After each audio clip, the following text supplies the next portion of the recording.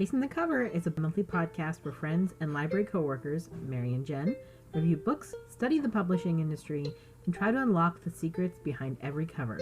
Can you judge a book by its cover? Join Mary and Jenn on the case to find out. Hello and welcome to another episode of Casing the Cover, the book podcast where you can call us Karen. My name is Mary and with me as always is my co-host Jenn. Hi, Jenn. Hello. Didn't hear you. Hello. There you go. It is Zoom. I've discovered it's Zoom because I don't know if it was last pod or 2 pods ago when I forgot to record. And so I had to merge together our Audacity files. It did not cut you off. It's Zoom cutting you off. It doesn't like you. Zoom has no love for me, but Audacity loves me. I'm just gonna have to have just a clip of the hello that I just put into every episode, just like a standard clip so that you don't get cut off every time. This is a very long tangent, very first thing in the episode.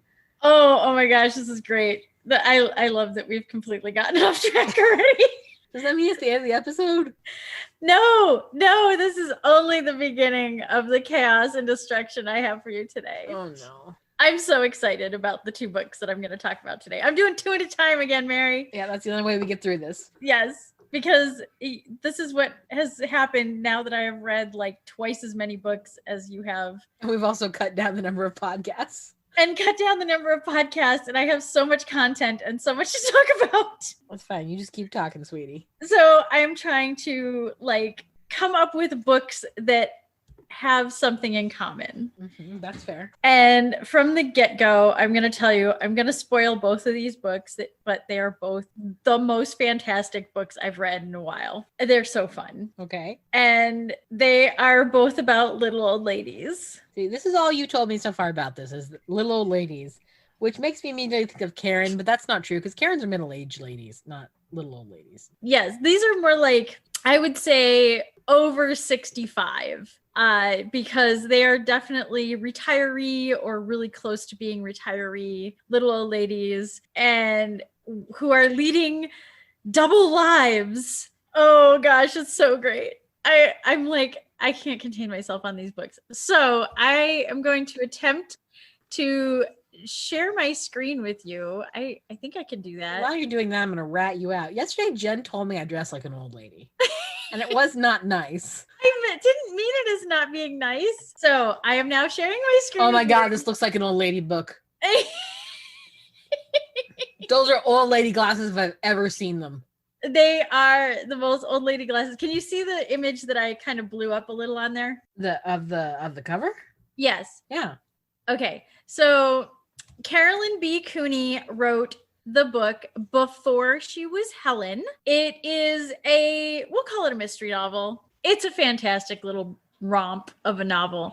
There are 2 different covers for this one. Let me describe the cover that I pretty sure I read the ebook of this one. I think I actually read this one.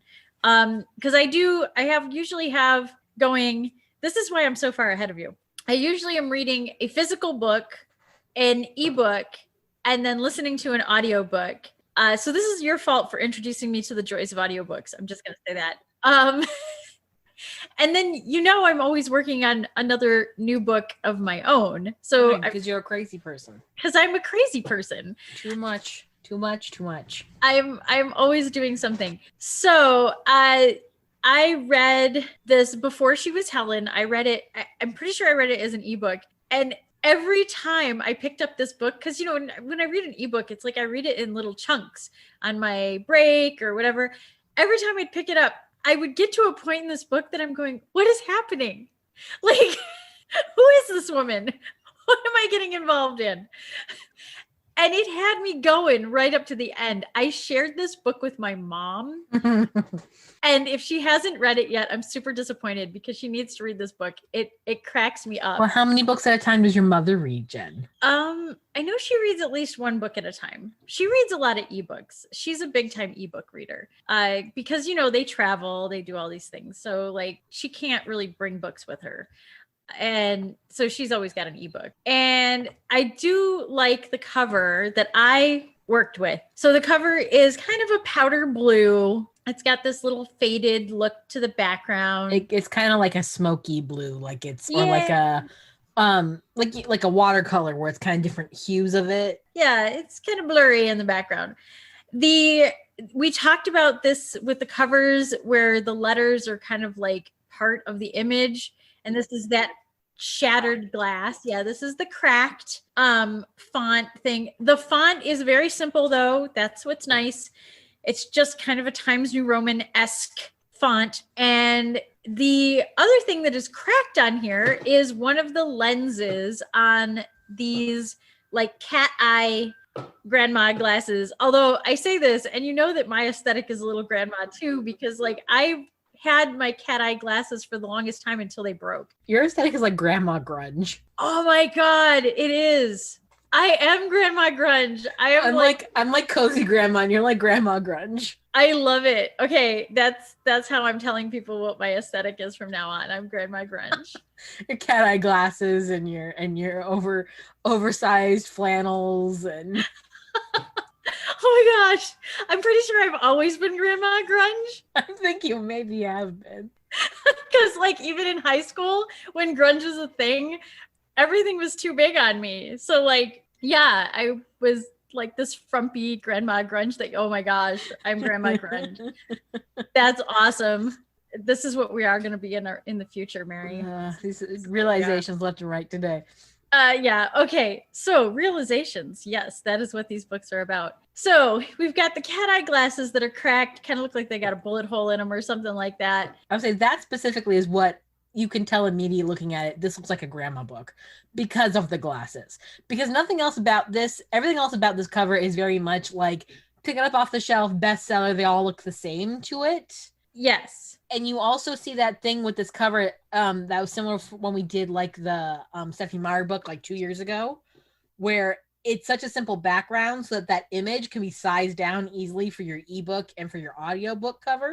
Yes. Because you can see in the share screen you got me on in the corner, you can see the audio version of it, and it's just a square version of the same cover. Yeah. Oh, yeah. I see what you're talking about. Yes. It's just a square version of the same cover. Yeah. And this other one, I kind of like it too because there's like blood splatter on the bingo card. Which is fun. Though, seeing this cover almost looks like a YA cover. Yeah. It's like that simple kind of, I don't want to say cartoon, but it's more of like an illustration. It's a little more, looks like kind of a stock art with the font is more like scratchy, I guess. It looks like someone wrote it. Yeah, it looks like somebody carved it into like a locker or into the table kind of thing. And the bingo cards are clearly going to be old people aesthetic. That's retirement village kind of thing, which yes, this is all pretty much takes place in a retirement village. And this is where I'm going to give my 3, 2, 1 spoiler on this one before I even talk about the other one. So 3, 2, 1 spoiler. If you haven't read it yet, go read it because I'm going to ruin this book for you. This starts out as this kind of nosy little old lady in this retirement village. I think she's in North Carolina. I can't remember. I read this book a little while ago. So I don't remember all of it. She wasn't in Arizona, but she might as well have been in Sun City. They talk about how all the streets have like flower names and it's this quaint little retirement town. And Helen she teaches language classes part-time. She's like a retired teacher, but she teaches language classes part-time. And she accidentally, quote unquote, breaks into her next door neighbor's house and takes a picture of this beautiful glass sculpture. And because she wants to be cool, she sends this glass sculpture picture to her nephew. I think it's her nephew. And her nephew then posts it on social media. And it turns out it is not a glass sculpture. It is a really high class smoking bowl. It's a bong. So she takes a picture of this thing that she thinks is some sculpture. Well, it turns out it was stolen from this guy who's a drug dealer. And the people who stole this must also have stolen his money. And it turns into this whole thing where, like, in this retirement village, these retired people are like drug dealers and con men, and they're stealing from each other, and all this crazy shit is going on in the 55 and plus community. Well, they have to do something with their time, Jen. It's insane. And then, of course, there is a murder. Of course. So this young guy, who apparently is the nephew of one of her other neighbors, because it's like three little houses connected together or something. I don't know. I figure if you go in Sun City, you understand like what these little houses are like. It's like they're all sharing a wall. Right. They're like little bungalow things. Right. And so you can almost cross into everybody's bungalow, and they've built like these fake doors between the drug dealer places. It's insane. Little speakeasies. Right, these little speakeasies, and like, oh my gosh, I'm like, holy crap, what is going on? Back in my day. Right. And so this guy, he's like in his 20s or something, is murdered, and they're trying to figure out who murdered him. And I won't give away who murdered, because like part of the fun of this book is trying to figure out what the heck everybody is doing. But on top of all of this, Helen is trying desperately not to be noticed, because Helen has not always been Helen. Helen, when she was very young in like grade school, had a dear friend who was the real Helen, who also had like leukemia or something like that. And they were supposed to do this class project together where they were doing one another's biographies. So they had like their birth certificates and all these pictures of each other and all these things. And well, her lab partner on this is kind of sad part. Her lab partner dies of leukemia before this project is done. And so Helen, who's not Helen, is left with all of this ID that doesn't belong to her, but it's from a little girl who's the same age as her. Well, as a child, she tucks this biography thing away and doesn't think about it, and like doesn't consider the ramifications of this. Mm-hmm. And obviously the parents of this little girl are probably too distraught to really think about the fact that like a copy of her birth certificate and some other stuff are missing. Mm-hmm. So this, you kind of have to suspension of disbelief, I think, on this. It's a good. Yes and no. I mean, how old is this character in this book? She's like in her like 80s. So, I mean, I would be willing to believe that 70 years ago, people didn't keep good track of that kind of stuff. Yeah. And so, it'd probably be easier to get away with someone else's identity. Right. So stuff like that. So Helen, when she is in her teens, is assaulted and raped by her gym teacher, her male gym teacher. Oh, geez. And so, yeah, her life is kind of screwed up. Well, obviously nobody believes her that that's what happened, because this is like, in the 50s, whatever. Mm-hmm. And she becomes pregnant from this guy. And of course she has to have the baby, give it up for adoption. Her parents are super pissed off at her, all this stuff. So she spends a good portion of the book in her youth trying to connect with this baby that she had to give up. And so while she's trying to hide her identity, because the gym teacher was not satisfied with just raping her, getting her knocked up, ruining her life, he became her stalker. So she became Helen to get away from him. Oh, geez. Okay. Okay. Also, she may or may not have killed him later on in life. She didn't do it. Helen did it. Right. Helen did it. Actually, no. Yes. Wait. I don't remember. It gets really weird. So she doesn't want to give away who she really is. And she's hiding this whole thing, even from her family, that, she kind of has this double life going on. Meanwhile, she's trying to hide from these drug dealers who are now out to get her because they think that she's got their money. And it's just absolute freaking chaos, the whole thing. And it turns into like, first you're like, oh, this is really sad. And this is really jacked up. This girl's life was ruined. And you feel bad. And then towards the end, it turns into like this freaking madcap comedy of errors. And you're like, how the heck is she going to get out of this? And the noose keeps tightening kind of thing. And So I'm cracking up as I'm reading this book. It was fantastic, the whole ride. I won't give away the ending because there are still some big surprises that happen, even though I've told you like some of the stuff. It's just really fascinating to see how it all comes together. And I don't even think I could replicate it. It's just crazy. It sounds like the moral of this book is that old people should learn how social media works. Right? Yes. Don't post things to social media. Actually, she's not the one that posted to social media. No, but she sent it to a dumb kid who did it. Right? Like dumb kids. Dumb kids should also learn how social media works. Right? Learn how social media works and don't rat your grandparents out. You know what's funny is like only like Gen X and millennials are like the only ones who kind of know how the internet works. Right? Because boomers don't know how to use it, and Gen Z's like, I don't care what I put on it.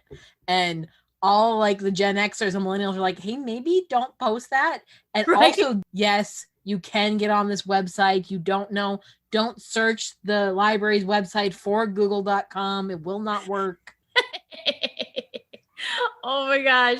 Also, like, I gotta say, Generation X, we built that tombstone. Like, we created the debauchery. You built it, and the millennials learned how not to use it. So, yeah, like Gen Z has no excuse. They should know better by now. Right? Like, but Generation X, I feel like we were the older siblings that were like, totally Google that. Do it. I dare you. And so the millennials learned real fast. No. Yeah. No. Millennials are also the ones that are like, hey, maybe don't post the fact that you were drunk all weekend when you told your boss you were homesick on the internet. Yeah. Like the internet is not private. Period. End of story. And people will track you down.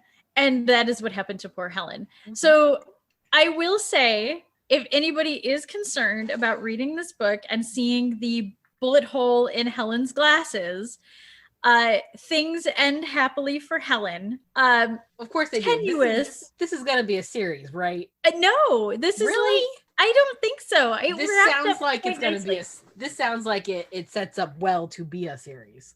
Okay, I guess I could see it being a series, but it wrapped up super nice. Even with these tiny little loose ends that were dangling, it left you as a reader going, oh, I want to picture it as this. I want it to end this way. And you kind of get the feeling that things are going to go real well for Helen shortly. And like, she's got a lot of cleaning up to do, but things are going to go well for Helen. So yeah, I can see, I guess I could see how it could have a sequel, but it doesn't need one. It doesn't need one. So Before She Was Helen, fun mystery novel, kind of a romp with a few dark, like triggery spots in it. Just be aware of that. Like, she's not shy about describing some of the things that happened to Helen. And I kind of wonder if like it comes from a place of either knowing somebody who went through some of this stuff or having gone through it themselves, because the author really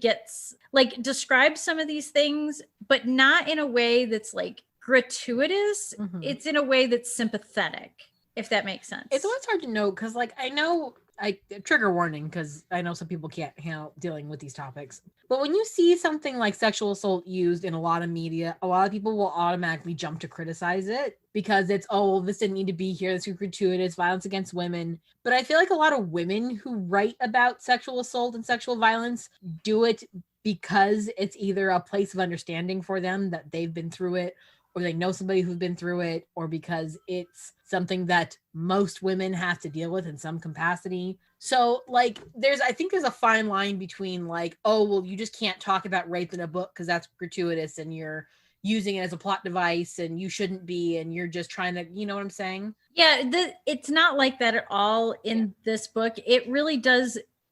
It drives home the point of like sexual assault has kind of always existed, but back in the 50s and 60s, it was not talked about. It was not dealt with. And the fact that she has to murder this guy to get him to leave her alone and to leave her baby alone, like that's violent and scary. And you don't think about that side of it when you're talking about somebody who's 80 years old. Like they may have gone through this traumatic experience.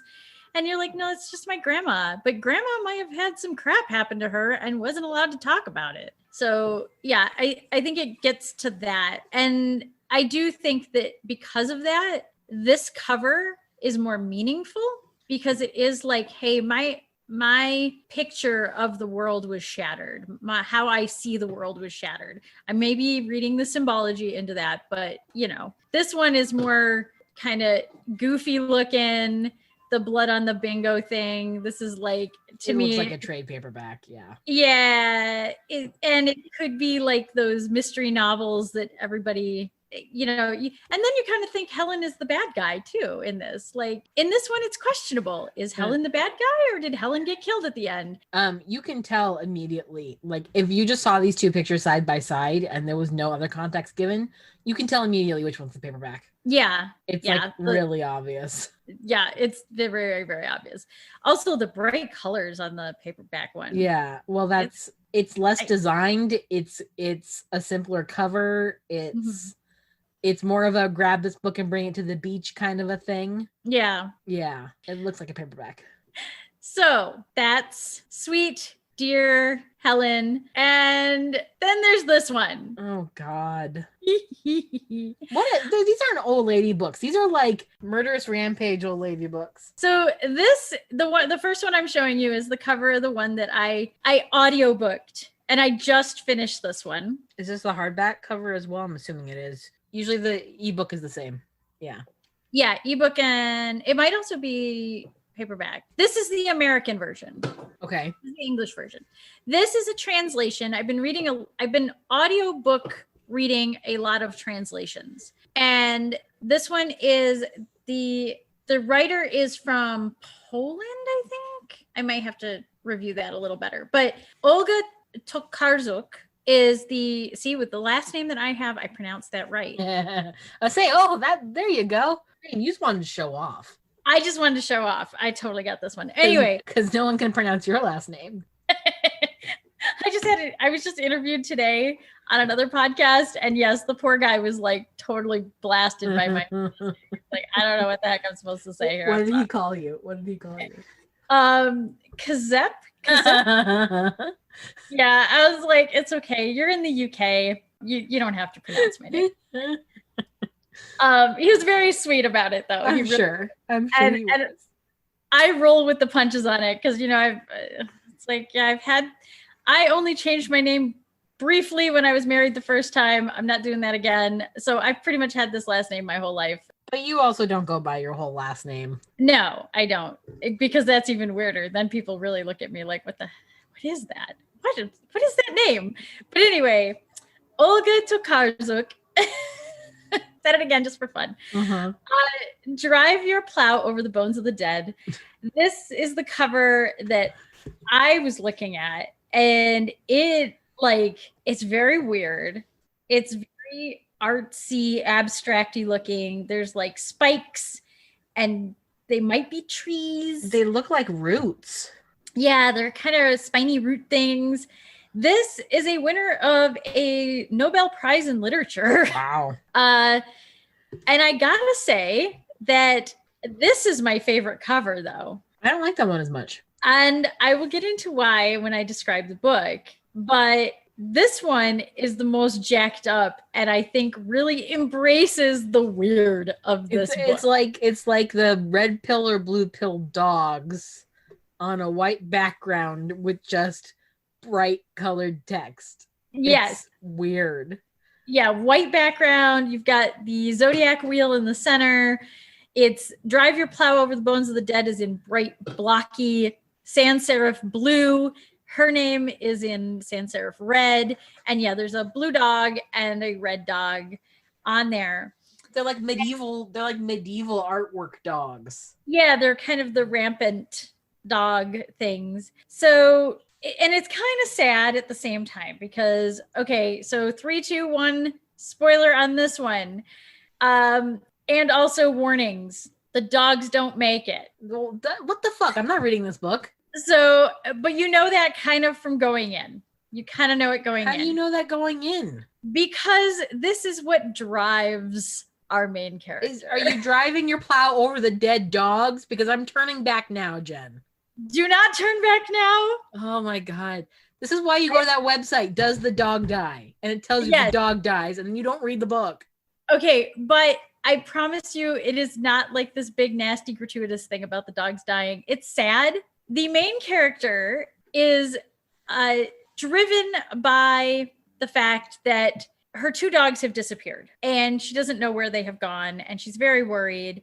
So from the very beginning of this story, you know something has happened to these dogs, and she's looking for these dogs throughout the whole thing. I mean, it's a subtext through most of the novel that she's looking for these dogs. The book opens with a murder. So you know where we're going from here, kind of thing. These are all old lady crime novels. What? These are all old lady crime novels. Yes, these are old lady crime novels. So Mrs. Dushenko is the main character in this one, and Dushenko is this sweet little old lady who drives a Suzuki Samurai. She lives across the border from the Czech Republic. I don't really know, like I'd have to look at a map to see like whereabouts she's saying that she is. But her little town that she lives in, that's this like sad, cold little town that people only come to in the summertime, because in the wintertime it's shit. And she's always kind of dreaming of the Czech Republic. She loves the Czech Republic and she wants to move there someday. But for right now, she lives in this little house and she takes care of her neighbors' houses when they're not there. And she, the little town has like this one little chapel, and most of the people in this town are hunters. And she does not like this. She is a vegetarian, and she's a very sweet little old lady vegetarian. And she had these 2 little dogs, and these dogs went missing. And she calls these dogs her little girls. Throughout the whole thing, they're her little girls. So like it's really sad. Like, you thinking about these dogs and how they did not end out well. It's sad, but she also does astrology. So she does all this astrology, and she can tell people how they're going to die, especially the hunters. She can tell them how they're going to die. I just like these books because these are you when you're an old lady, Jen. I neither confirm nor deny these things. You're looking at your future. If this is my future, it is the most badass future ever. So she is, Dushenko is the narrator of this. Everything is I did this and I did that. This is one of those books where it is an unreliable narrator. Okay. Because she's telling the police that she knows how these people were murdered because of their horoscopes. And she's trying to tell them that if you just listen to her, you'll catch the killer. And that's the only way I know. The only way I know is by their astrology. Yes. And so I don't want to look at this cover with the dogs anymore. So it just makes me sad. I'll go back to this one because this is as cracked and crazy as she is. So she also teaches English. So I feel like she might be a little younger than Helen. She might be in her early to mid 60s. Okay. Because she still kind of teaches part-time, and she teaches English, and she and her young friend, who is one of her former students, they translate the letters of Blake together, and she kind of hooks her friend up with the gal who runs the thrift store, who's also this nice young girl. And then her next door neighbor is this kind of weird OCD guy, like Odd Couple. I can't remember. But anyway. Oscar. He's very Oscar-like. And they all kind of hang out together and do all this stuff. I lied. Felix is the OCD one. Oscar's the slob. Okay. Sorry, go on. Anyway, yes, the OCD one from the Odd Couple. So you think that this is just this sweet old lady who's lost her dogs talking about how she wishes that these hunters wouldn't be such assholes, and that her little town would be so much better without the hunters.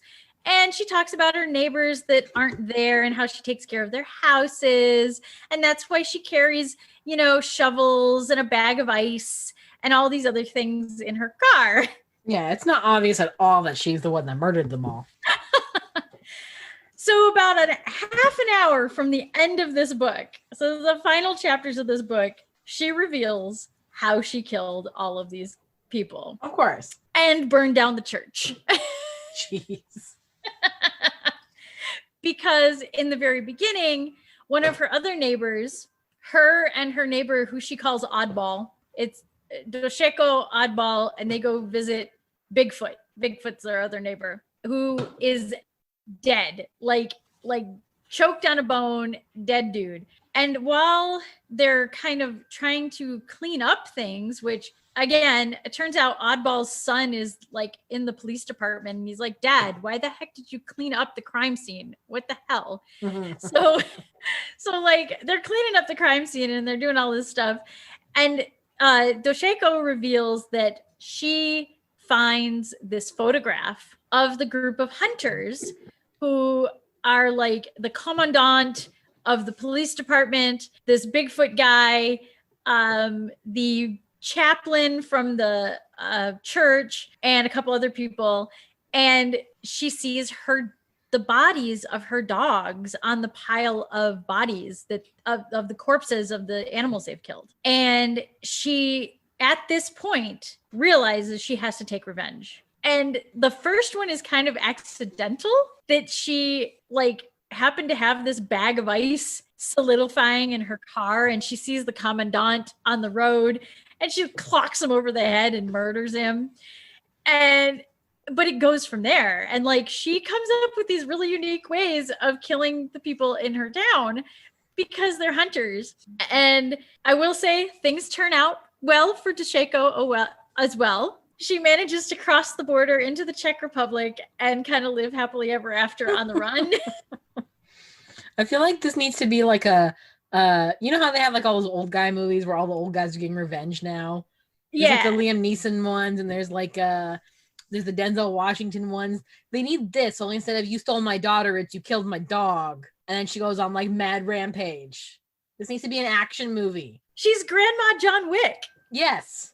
Yes, they need this to be that. This needs to be a movie.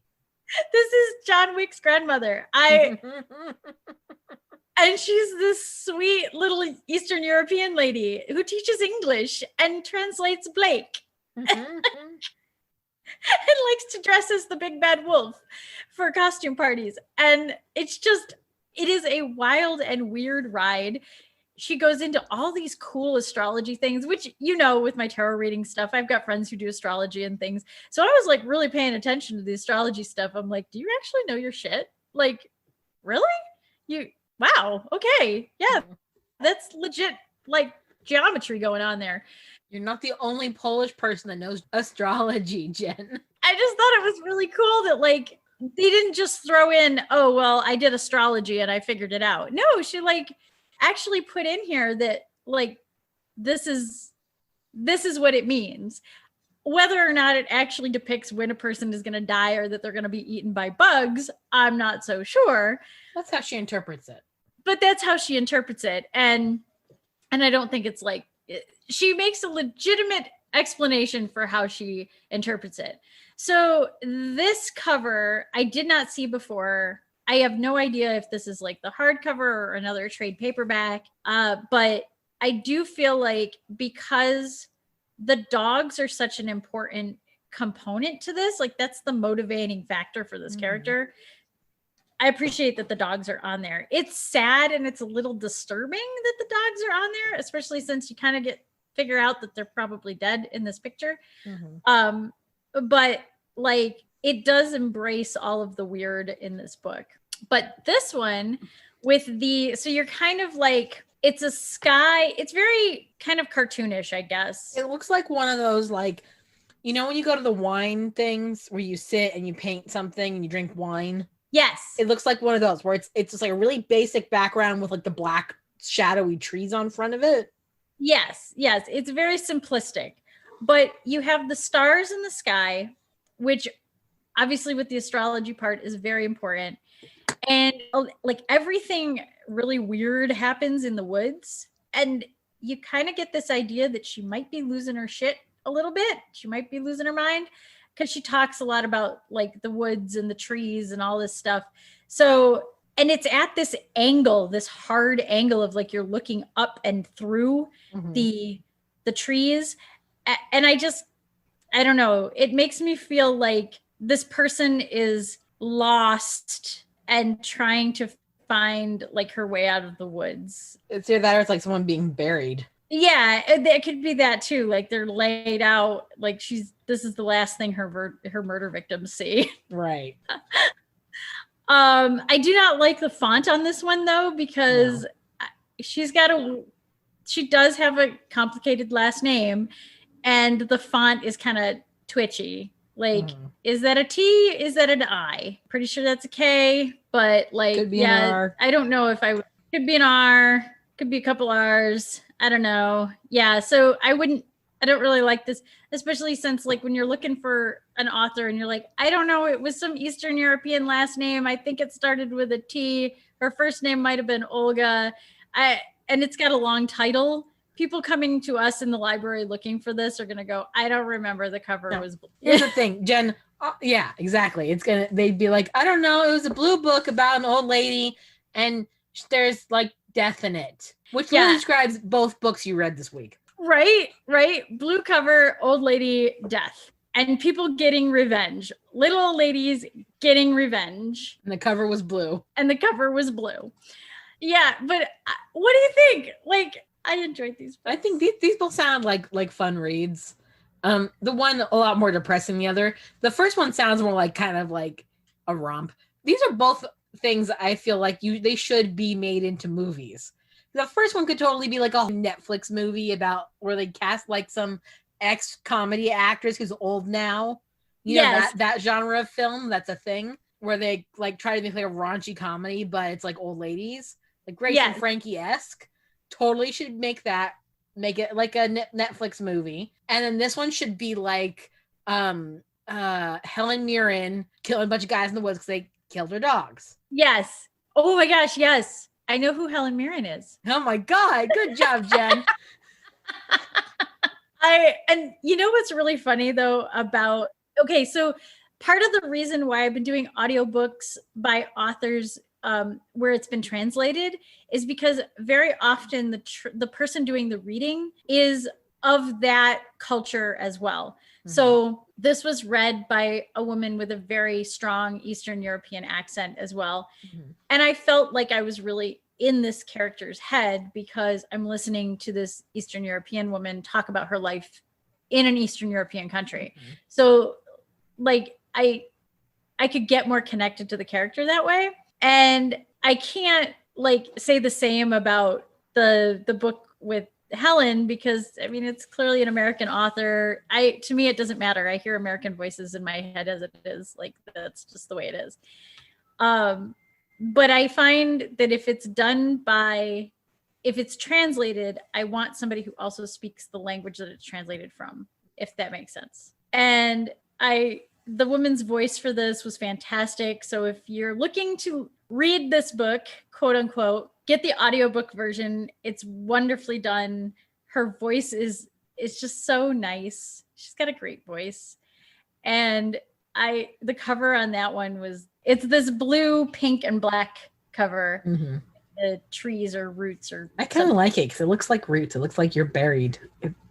Like, you know how like because they're pointing downward.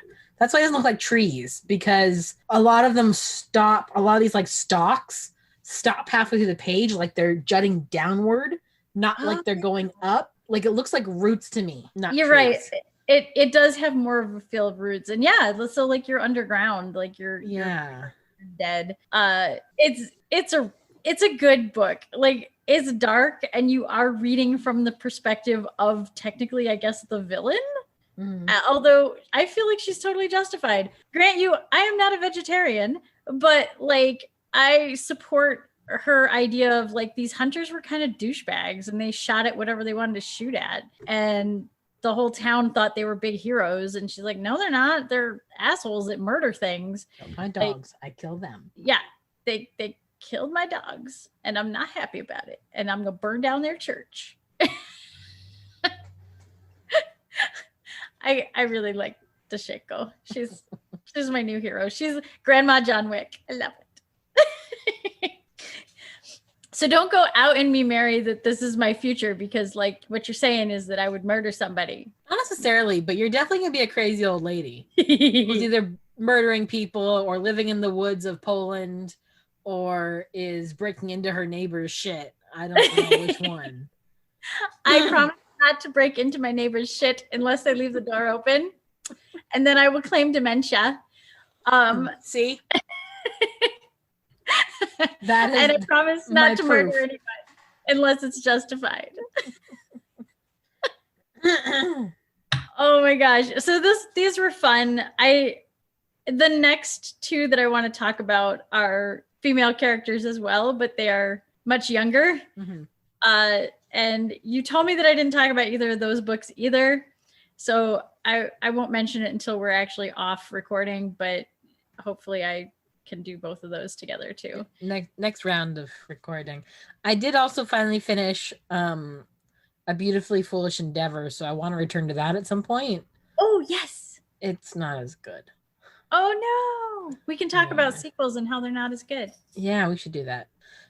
All right. Yeah, that'll be fun. We'll talk about sequels and how they're not as good. And the rare sequels that are good, or at least not a disappointment. Oh, so that's all I got for you today, Mary, though. I think I did pretty good keeping it together and not just cackling like an old lady. We can be old ladies if we want to. This year has aged us. It's fine. Grandma grunge forever. All right. Well, I think that about wraps us up. Yes? Yes. That wraps us up. I'm excited about our future conversations, our future endeavors that we talk about. Endeavors? No? Our beautifully foolish endeavors that we talk about? No. Oh, that's funny. All right. It's time to go, Jen. Say goodbye, Jen. Okay. Goodbye, Jen. Goodbye. Thank you so much for cracking another case with Mary and Jen. To learn more about Casing the Cover, follow us on Facebook and Twitter at Casing the Cover. To contact us or suggest a book, email casingthecoverpod@gmail.com. New episodes of Casing the Cover release this fourth Tuesday on YouTube, Apple Podcasts, Spotify, and Stitcher.